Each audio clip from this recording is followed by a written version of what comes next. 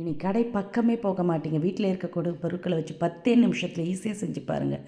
அதுக்கு ஒரு மிக்சர் ஜாரில் 1 கப் அளவுக்கு ரவை, அதே கப்பில் 1/2 கப் அளவு சர்க்கரை, கொஞ்சமாக உப்பு சேர்த்து நல்லா ஒரு 30 செகண்ட் ஓட்டி எடுத்துகிட்டு வந்த பிறகு இதில் 3 முட்டை, 2 டீஸ்பூன் நெய், 1/2 டீஸ்பூன் ஏலக்காய் பொடி சேர்த்து திரும்பவும் ஒரு ஓட்டி எடுத்துகிட்டு வந்த பிறகு இதில் 1/4 டீஸ்பூன் அளவுக்கு சமையல் சோடா உப்பு சேர்த்து திரும்ப ஒரு ஓட்டி எடுத்துகிட்டு வந்துடுங்க. இப்போ இதை ஊற்றி ஃபில் பண்ணுறதுக்கு சின்ன சின்ன டீ டம்ளர் இருந்தால் எடுத்துக்கோங்க. எத்தனை தேவையோ அத்தனை எடுத்து ஊற்றி ஃபில் பண்ணிக்கோங்க.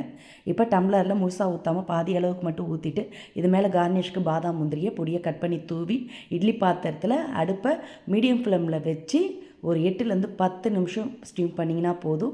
நல்ல ப்ளஃபியான பஞ்சு மாதிரி சாஃப்டான டம்ளர் கேக் ரெடி ஆகிடும். டீ டம்ளரில் வச்சு இப்படி ஈஸியாக செய்ய முடியுமா? நீங்களே அசந்து போவீங்க. வீட்டில் இருக்கக்கூடிய சிம்பிளான பொருட்களை வச்சு ஸ்கூல் விட்டு பசியோடு வரும் பசங்களுக்கு சுட சுட ஹெல்த்தியாக இந்த மாதிரி செஞ்சு கொடுங்க. 2-3 எக்ஸ்ட்ரா கேட்டு வாங்கி சாப்பிடுவாங்க.